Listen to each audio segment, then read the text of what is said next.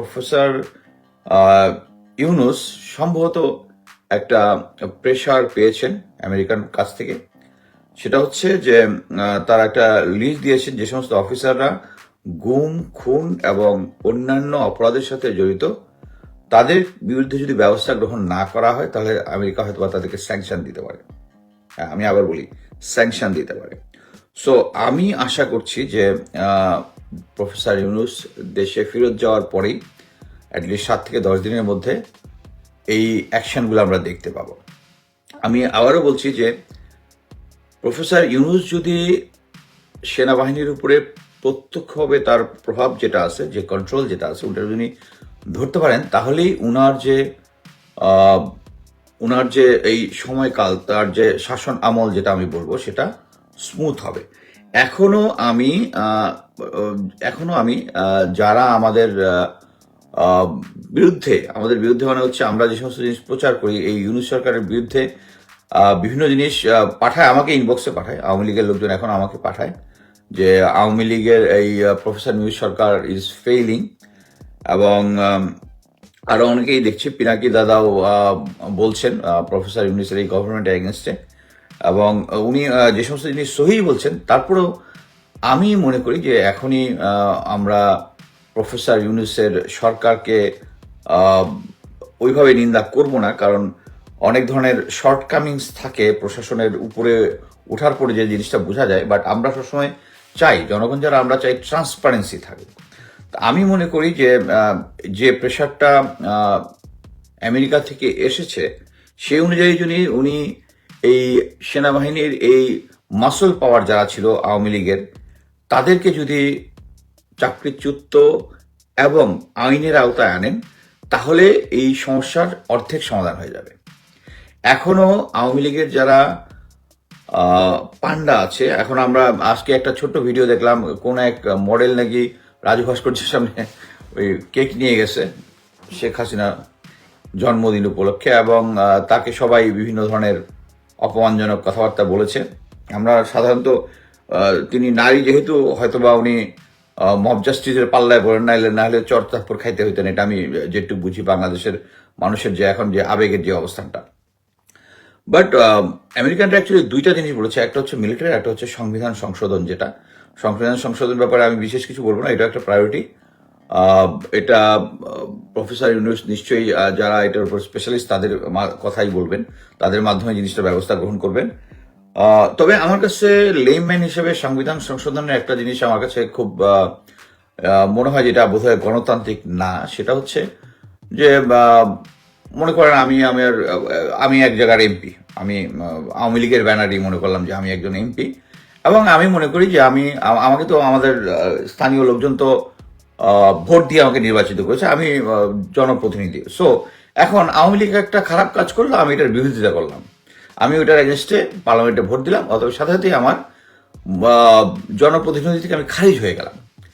এইটা কি গণতন্ত্র হলো? কারণ আমাকে তো স্থানীয় লোকজন আমাকে ভোট দিয়ে আমাকে এমপি নির্বাচন করেছে, তাই না? এই জিনিসটা মনে হয় আমাদের সংশোধন করা উচিত। আমার মনে হয় যারা বিশেষজ্ঞ তারা এই জিনিসটা করবেন, কারণ তাহলে আমি ধরে নিই যে আমি নির্বাচিত হয়েছি, মানে হচ্ছে এটা সেই নির্বাচন না, আওয়ামী লীগের নির্বাচন না। মানে আমি বলতেছি একটা স্বাভাবিক সময়ে যেভাবে মানুষ এমপি নির্বাচিত হয় সেভাবে যদি নির্বাচিত হই, এইটা আমার মনে হয় কন্ট্রোল করবেন। আমি যেটা ইতিহাস থেকে শুনেছি, লোকজনের থেকে গুরুত্বপূর্ণ লোকজনের কথাবার্তা শুনেছি, সেটা হচ্ছে আমাদেরকে স্বাধীনতার পরেই এই সংবিধান এবং জাতীয় সঙ্গীত এই দুইটা রেডিমেড ভাবে মোটামুটি ইন্ডিয়া আমাদেরকে খাওয়াই দিচ্ছে, এবং ডক্টর কামাল হোসেন শুধু একটা ক্যারিয়ারের করছেন, এখন আমরা সবাই জানি এই জিনিসটা। সো আমি মনে করি যে এই সরকারের এই যে এখনো যারা আওয়ামী লীগের আছে আশা করতেছেন, আমাকে একজন অ্যাকচুয়ালি কঠিন আওয়ামী লীগের লাগাতার এই সরকারের ব্যর্থতার বিভিন্ন ভিডিও, সবচেয়ে অবাক কাণ্ড হচ্ছে পিনাকি দাদার ভিডিও আমরা সবাই খুব পছন্দ করি। এই শেখ হাসিনার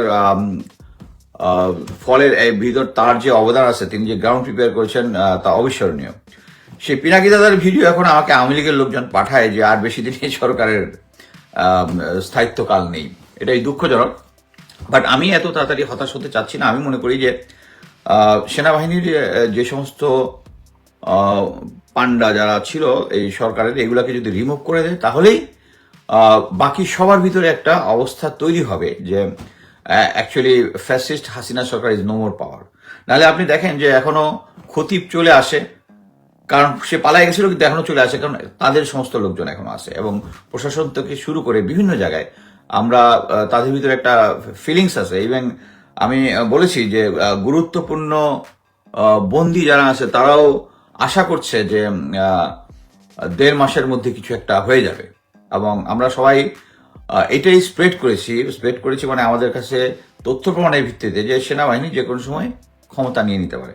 বাট অ্যাট প্রেজেন্ট সিচুয়েশন এটার কোনো সম্ভাবনা আমি দেখছি না যে সেনাবাহিনীর ক্ষমতা নেওয়ার পরিস্থিতি, এটা কোনোভাবেই জনগণও এটাকে ওয়েলকাম করবে না। একটা সময় ছিল যে রাজনৈতিক দলগুলোর অনিয়মের প্রেক্ষিতে জনগণ আশা করতো সেনাবাহিনীর দায়িত্ব গ্রহণ করুক, বাট এই মুহূর্তে কেউ চাচ্ছে না যে, সো এটা সেনাবাহিনীও ভালোভাবে জানে। আমি আরেকটা জিনিস বলি যে আমি বিভিন্ন ইয়াতে বলেছি, সেনাবাহিনীর প্রধান তিনি নিজে চরমোনাইয়ের পীর, তারপরে জামাতের সদস্য এদের সাথে যোগাযোগ করেছেন, কথা বলেছেন এবং তারা ফিউচারে একটা নতুন রাজনৈতিক দল প্লাস ওইটার সাথে তাদেরকে জোট গঠন করে একটা, আমার কাছে যেটা মনে হয়েছে তা they are trying to counter BNP. যেহেতু বর্তমানে মাঠে বিএনপি সবচেয়ে স্ট্রং, সো তাদেরকে কাউন্টার করার জন্য। এবং আমি সেম জিনিস দেখলাম যে ছাত্ররা যে আন্দোলনের সাথে জড়িত আছে তারাও বিএনপির ব্যাপারে পজিটিভ না। হ্যাঁ, আমরা আওয়ামী লীগ বিএনপি তারা একটার পর একটা দেশ শাসন করেছে, আমাদের ভিতরে প্রত্যেকটা দলের এই পজিটিভ এবং নেগেটিভ পয়েন্ট আছে, যেটা আওয়ামী লীগ সরকার গত 16 বছরে মোটামুটি তাদের মানে তাদের প্রতি জনগণকে বিষয় তুলছে। বাট সো এখানে আমাদের হোপ বিএনপি বা অন্য কোনো রাজনৈতিক দল যদি থাকে, বাট এখন পর্যন্ত অন্য কোনো রাজনৈতিক দল কিন্তু দাঁড়াতে পারেনি। এবং আমরা কয়েকদিন আগেও আমি কথা বলেছি যে ছাত্ররা একটা নতুন দল গঠন করার চেষ্টা করছে এবং তারা বিভিন্ন জায়গায় কয়েকটা শহরে ভিজিট করেছে। এবং আমি অ্যাজিউম করেছিলাম যে সম্ভবত সেনাপ্রধান এই ব্যবস্থাপনার সাথে জড়িত, কারণ তারা যখন যাচ্ছে তাদেরকে ওখানে পুলিশ প্রোটেকশন দেওয়া হবে। বাট আমি মাল্টিপল সোর্স থেকে পেয়েছি যে তাদের এই project is a failure, because তারা যখন ছাত্ররা বিভিন্ন জেলাতে যে কটাতেই তারা ভিজিট করেছে ওখানে জনগণের সাপোর্ট পায়নি। একটা জিনিস মনে রাখতে হবে, একটা রাজনৈতিক দল তৈরি হলে এটা জনগণের সাপোর্ট না পেলে হবে না। আমি আগেও বলেছি যে জাতীয় পার্টি এবং বিএনপি এই দুটাই হয়েছে হচ্ছে সরকারে থাকা অবস্থায়, বাট সেই সিচুয়েশন এখন নেই। আমরা যদি একটা রাজনৈতিক দল করতে চাই, আমি মনে করি স্টুডেন্টদের তারপরে একটা রাজনৈতিক দল করা উচিত। মানুষকে যদি আশা জাগাতে পারে একটা রাজনৈতিক দল, যে কেউ করতে পারে, কিন্তু অগণতান্ত্রিক পদ্ধতিতে না। এখন আমরা যদি একটা ম্যানিপুলেট করা শুরু করি যে আমরা ওকে বিএনপিকে উঠতে দিব না, অথবা এই জন্য একটা রাজনৈতিক দল গঠন করতে, দিস ইজ সো রং। দেশের শাসন ব্যবস্থা কি করবে এটা জনগণ নির্ধারণ করবে, রাজনৈতিক দল যেগুলো আছে নির্ধারণ করবে। যদি বিএনপি আসলে না হলে অন্য কোনো দল যদি আসে ওয়েলকাম, বাট আমাদেরকে এই গণতান্ত্রিক সিস্টেমটাকে শ্রদ্ধা করতে হবে। আমরা চাই না যে কেউ এই ম্যানিপুলেশনের পলিটিক্সটা করুক, আমি চাই না। আমি বিএনপি এবং আওয়ামী লীগ দুইটারই সময় আমি সরকারি চাকরিতে থেকে দেখেছি, তাদের মধ্যে যে জিনিসটা আছে, বাট আওয়ামী লীগের তার প্রতি আমি একটু বেশি হয়ে যাচ্ছি, বিকজ দে আর সো মানে উইথ ইন্ডিয়ার সাথে যে কম্প্রোমাইজটা করে বিএনপি করে না। এটাই হচ্ছে বিএনপির ভালো দিক, বিএনপি এখন পর্যন্ত সিরিয়াস করে না। বাট আমি এটা জানি যে দুইটা দলের মধ্যেই ভারতীয় সিম্প্যাথাইজার আছে, যেটার ব্যাপারে সতর্ক থাকতে হবে। এটাই আমি বলতে চাচ্ছিলাম সোফার, যে স্টুডেন্টদেরকে এই প্রজেক্টটা ফেল করেছে। সো আমার মনে হয় যে আমরা সবকিছু বাদ দিয়ে এমন একটা ইউনুস সরকারকে আমি ফুললি সাপোর্ট দিতে চাই, কারণ আমি চাই যে এমন একটা এনভায়রনমেন্ট আসুক যেখানে সত্যিকারের গণতন্ত্র প্রিভেল করবে। গণতন্ত্র প্রিভেল মানে হচ্ছে একটা 5 বছর পরে একটা নির্বাচন হবে, নির্বাচনে যারা সরকারে আসে তারাই সরকার গঠন করবে। আমাদের শুধু দরকার হচ্ছে 5 বছর পরে এই সংবিধানকে হাতে রেখে কেউ যেন স্বৈরাচার না হয়ে যায়। এবং রাজনৈতিক দলগুলো যেভাবে সেনা অফিসার থেকে শুরু করে প্রশাসন সবাইকে দলীয়করণ করে এটা যেন না করে, এটা হচ্ছে আমাদের আশা থাকবে। এটা তো সংবিধানের কোনো নিয়ম করে পারা যাবে না, এটা হচ্ছে আমাদের পার্সোনাল, যারা মিলিটারিতে আছে, প্রশাসনে আছে, তাদের নিজস্ব গ্রিড, ক্যারিয়ার, এই সমস্ত জিনিস, এবং সেনাবাহিনী যেন ধীরে ধীরে ওই আগের যে পজিশন যেটা ওইটাতে যেন চলে আসতে পারে। আম, যারা ভালো কাজ করে, ভালো ক্যারিয়ার প্রোফাইল, তাদের জন্য প্রমোশন হয়, এইটাই আমরা আশা করতে পারি সেনাবাহিনীর কি বলে রিঅর্গ বা সংস্কার যেটা চলতেছে ওইটার জন্য। সো আমি মনে করি প্রত্যেকের অবস্থান থেকে কাজ করবে, এবং সেনাবাহিনী এই প্রফেসর ইউনূস চলে আসার পর যদি এই সংস্কারটা হয়, যারা ছিল স্বৈরাচারের সাথে জড়িত ছিল, তাদেরকে যদি সরিয়ে দেয়, তাহলে আমি মনে করি যে প্রফেসর ইউনূস সরকারের অর্ধেক সমস্যার সমাধান হয়ে যাবে। বাকি যে যে সমস্ত জিনিস আছে, আমি আরেকটা জিনিস বলতে চাই, সেটা হচ্ছে আমি বিভিন্ন সময় বিভিন্ন তথ্য পাই, সবগুলো আমি শেয়ার করি তাও না, আমি যেগুলো মনে করি যেটা শেয়ার করলে আমাদের মধ্যে একটা ইম্প্যাক্ট আসবে ওইটাই আমি করি। বাট আমি একটা জিনিস বলতে চাই যে দেশপ্রেম এমন একটা জিনিস, সেটার থেকে আমার ব্যক্তিগত ইন্টারেস্ট থেকে মানে দেশের রিকোয়ারমেন্টটা সবচেয়ে বড় হবে। আমি যদি কোনোভাবে, আমরা সবাই জানি যে এনটিএমসি থেকে শুরু করে সরকার এবং ভারত, এরা অর্গানাইজড ভাবে আমাদের যে গুরুত্বপূর্ণ ব্যক্তিদের ফোন ট্যাপ করতো এবং তাদের পার্সোনাল তথ্য নিত, বা তাদেরকে অনেক সময় হানি ট্র্যাপ করতো। এই সমস্ত জায়গায় যারা আছেন, আমি মনে করি যে তাদের কাছে যদি দেশটা বড় হওয়া উচিত।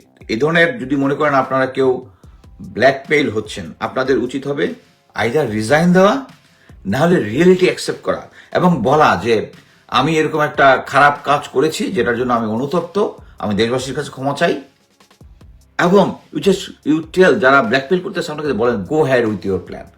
আমি মনে করি জনগণ এটাতে আপনার ভিতরে দেশপ্রেম খুঁজে পাবে। আপনার যে পার্সোনাল পলিসটা আছে, এটা ক্রস করে আপনাকে আপনার যে দেশপ্রেমটা আছে, এটাই লোকজনের কাছে গুরুত্বপূর্ণ হবে।